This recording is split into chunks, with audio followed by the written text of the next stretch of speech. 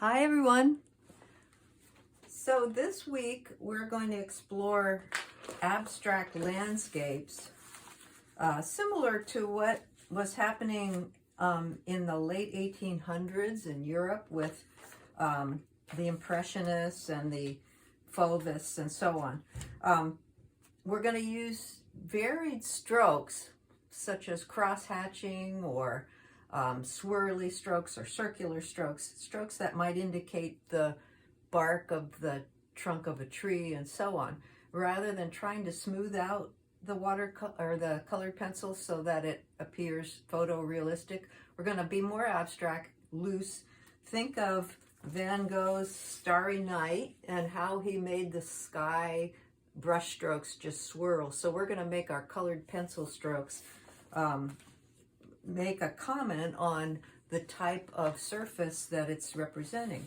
And we're going to feel free to change colors and push colors, maybe using more cool colors and shadows and warm colors in the sunlight, such as Monet did in his impressionistic landscapes. Here's another Van Gogh, and look at those wild swirly strokes, the strokes of the wheat and the strokes of the pine tree are different than the strokes of the clouds. So I want you to loosen up and have fun with these. So here's and I'll put this on the Google Classroom, the different styles that were going on in the late 1800s, such as Impressionism, Pointillism, where they use little dots of color. The Post-Impressionists, such as Van Gogh and Gauguin, where they did wild colors. The Blue Rider and the Fauvists, where they had simplified shapes with lots of color within those shapes. So you can break down your landscapes into simpler shapes. And those of you that are in my watercolor class also, we're doing something similar this week. So here's Gabriele Munter, and she was one of the Fauvists. And you can see how her shapes are simple. There's fewer of them. And so actually she's a Blue Rider, Blau Reiter movement. And again, Monet's Impressionists. Okay, here's a pointillist picture by Paul Signac, and you can see the little dots of color. Makes it sparkle and reverberate. So I will post on the Google Classroom various photographs that you can use if you want. You can print them out or just work off your screen. And as you look at them, think about what strokes you could use. Could you use strokes that look like bark? And maybe think of Monet's haystacks and put cool colors on the shadows. Make the strokes represent the angle of the rocks, or the water have ripply strokes. The weeds and brush have strokes that look like how they're growing. And here's a great example of how you could use strokes in the foreground on this. So depending on which picture you take, and these will all be on the Google Classroom, you can choose different types of strokes. And this will be posted on the classroom too. Some of these examples of types of strokes, dots and swirls and squiggles, and here's a couple of landscapes. These examples will also be on the Google Classroom. So I'm going to use Bristol paper, the smooth surface Bristol paper, and I decided for this demo to work somewhat smaller, so I put tape to use a half a sheet. So the full sheet is, let's see, 11 by 14. So this is going to be 11 by 7. So it's pretty small. So what I've done is I've drawn out the with pencil the basic shapes and did it in kind of a scribbly sort of way. And so then I've got not only my pencils, but I have my art sticks, my Prismacolor art sticks handy, so that you could fill in larger areas. So let me get started here. As I look at this pine tree, I'm going to think of not only different greens, and of course I have my test papers here, but I also have blues and yellows, so I can mix them. And in these gray rocks, I can use grays, but I can, these different grays that I have, but I can also mix the colors. Remember, complementary colors? So I could use blue and orange. So let me start with a somewhat dark green and get it kind of sharp. And I'm looking at these pine needles here, and I'm thinking, how would I represent those? So I'm going to start with the branch, and then I'm going to start doing my little scribbles. And on this one, I've decided to do a continuous line. Now, as you saw on the Impressionists and so on, they don't just use one color. They mix their colors, so I'm seeing it a little darker on this side, so maybe I'll go in with a darker green, and I try and make it poke out a little longer in some places, and then switch around with different greens, not afraid to overlap a little bit. And I could probably do this little scribbly stuff continuous without lifting my pencil up off the paper at all. Let me go back to this one green, this one. I like that one. And what about that idea of using yellow and blue? So let me get a fairly dark blue. This is shiny blue. What I want is ultramarine here. Yeah, here's ultramarine.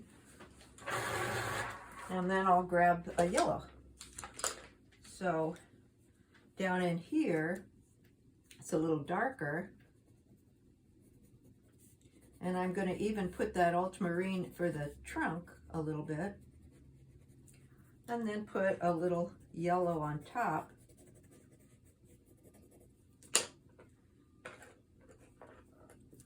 To start to get that green feel. And that trunk is peeking out a little bit here, or the branches.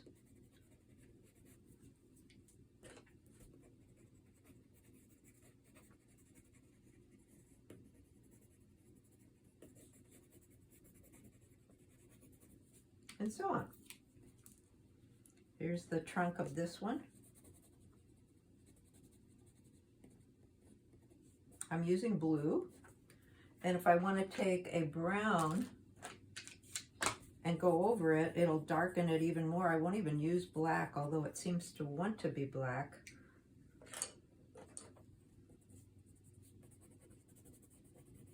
Here's a much more limey green coming out of there, so I'll switch to this color.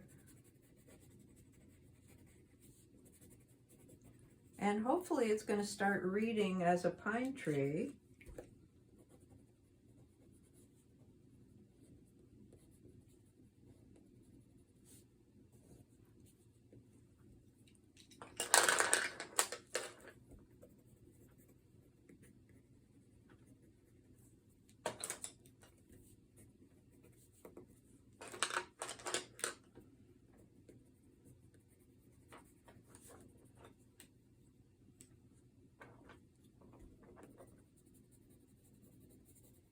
Okay, so you can kind of take your time and build that up. Let me show you a little bit of the rock.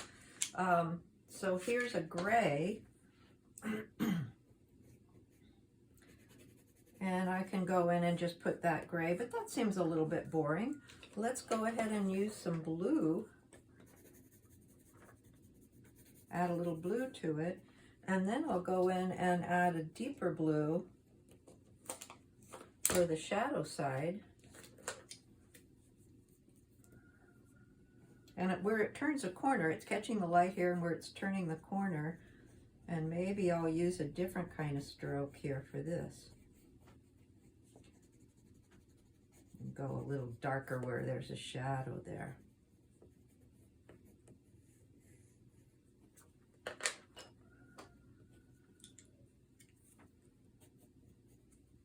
light blue.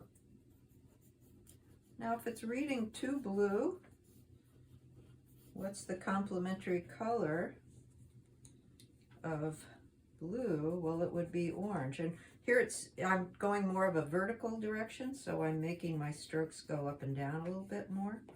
Or cross-hatching. Cross-hatching is going in different directions. Let me put a little bit of orange in with it. Or maybe more of a burnt sienna kind of orange. Let's see what I have here.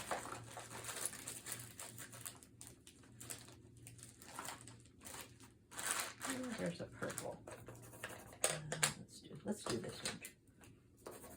It's going to be a little bright. I'll go in and put my blue in again.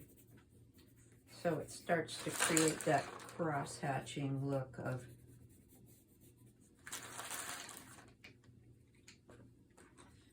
the colors blending. Okay, so, and then up in the mountain areas up here, I could go in and put my light blues. And maybe since these are distant, maybe I'll make my strokes go more horizontal and get that feeling of being off in the distance.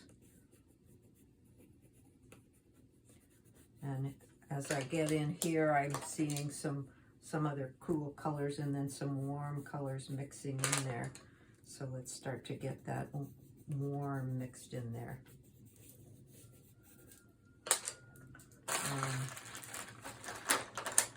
Here's a burnt sienna kind of brown.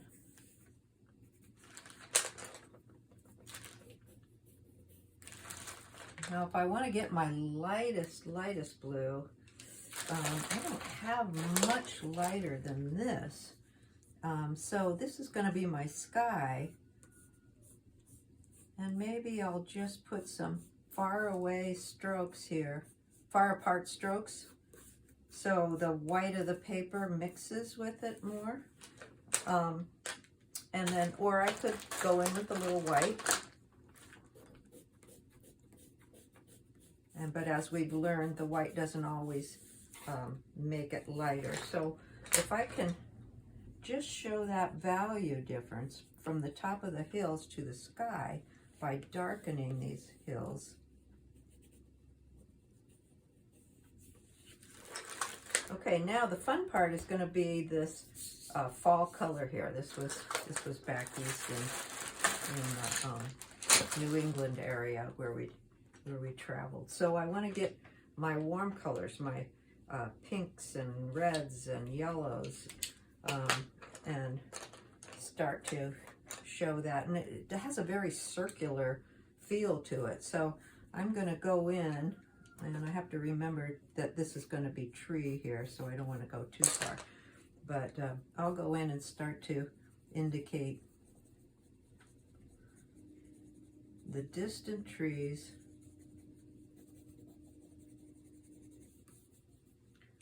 Put in some red, and there's even some green in there too.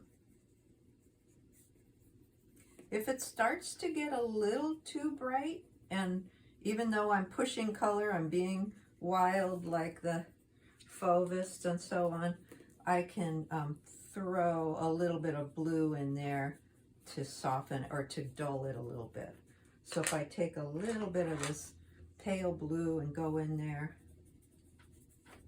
and it doesn't have to be all the same circular look, but that's what I'm seeing. If I was going to choose any particular type of stroke, this one really wants to be circular.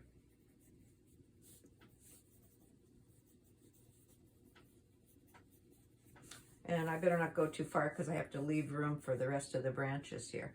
Down here it's much more yellowy, more of a yellow orange, so I'll come in with this.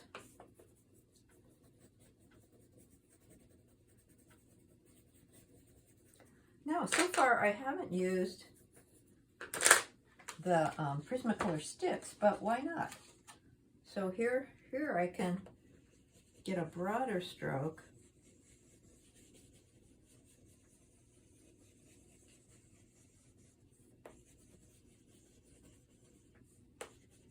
And I'm speeding up, of course, because this is a demo and I don't want it to take too long, but you can see how the sticks will fill it in even faster. You'll have a different kind of broad stroke.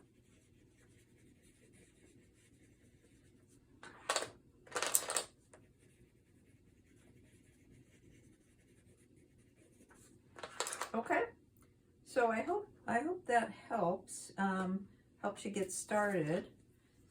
And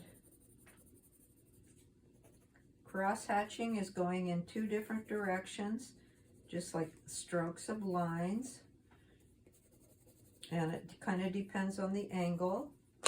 So if the rocks are angling one way, or the bark of the tree is angling a certain way, you can change the directions of it.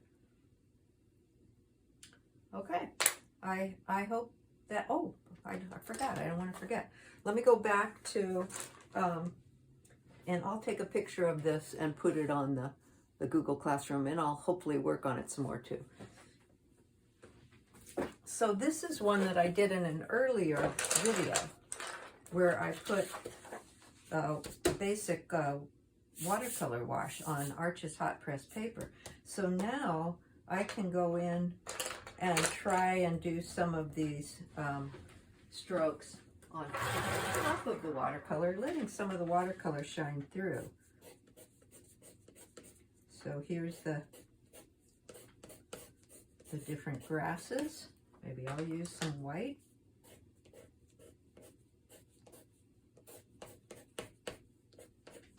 And then some of the deep green between it. Let's grab that deep green that I had before.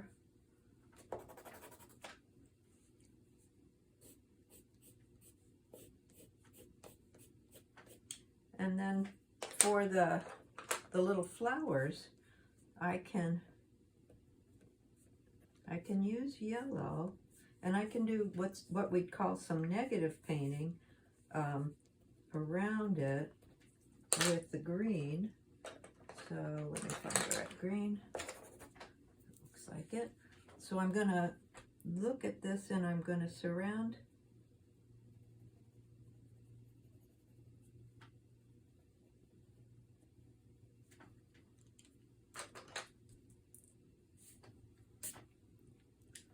start to show the outline of the yellow.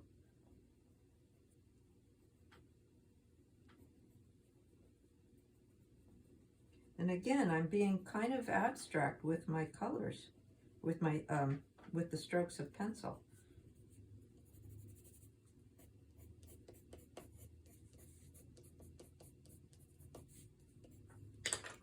And the yellow will not show up really, really good on top of the green, but it'll enhance it a little bit,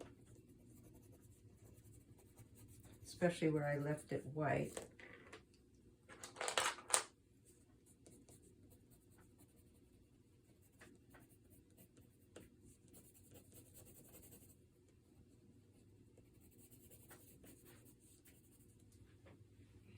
And then up here I put some purpley kind of color, but I can go in and add colored pencil on top of that. Let's get a bright orange here.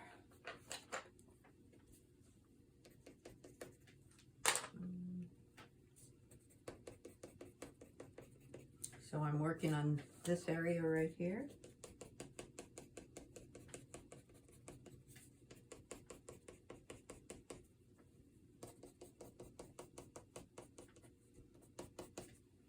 And then I can get in and darken this green right here with blue, or combinations of blue and green.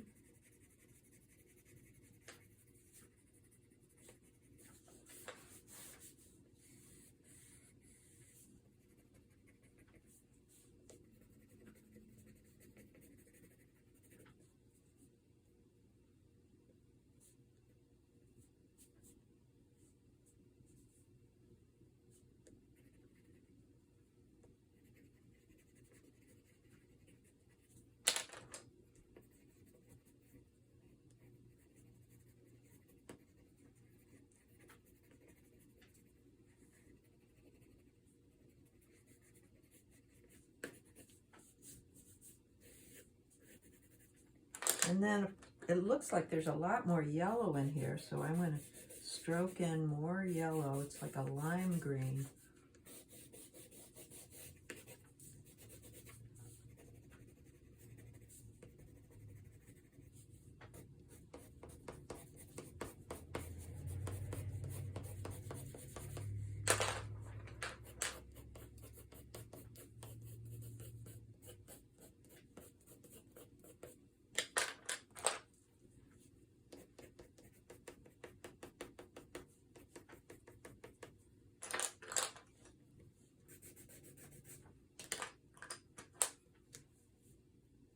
Way off in the distance are these little tiny bits of trees far away.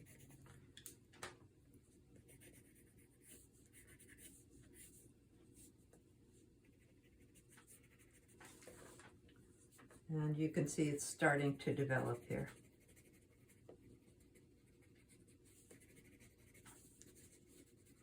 So I kind of like that, especially those of you who are my watercolor students. You might have fun with this.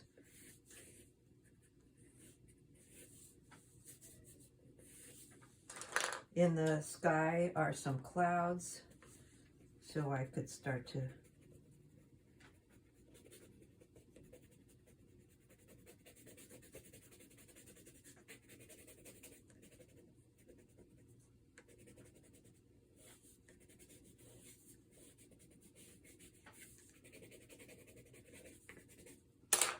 here's my art stick.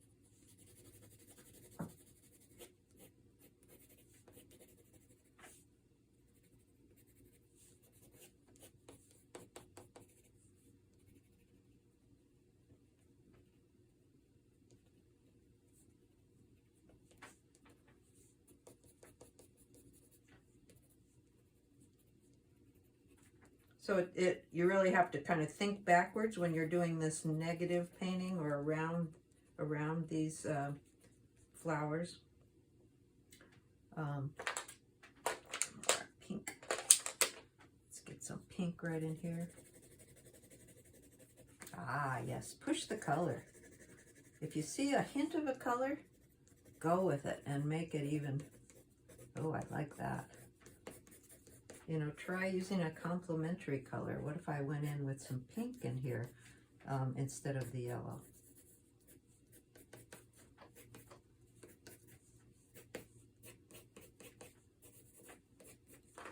Okay, so that's how this is developing. And again, you want to spend hours on it and not just 5 minutes like I am. Okay, so either way, doing with the white paper first, like this, or with a colored base. And then I'm going to attach another option for advanced students. If you want to try, remember back to Ribbon, Snakes, and Worms, if you want to take a tree picture and do that intertwining branches of trees using your colored pencil. Now this, I was using an acrylic pen for this one, but you can still use a colored pencil, and you can even go on a blue paper or a paper that has a colored base on it, colored ground. And I'll attach not only the different steps I did in this, but some photos of trees where the branches wind around, so you can try that out. Okay, have fun with this.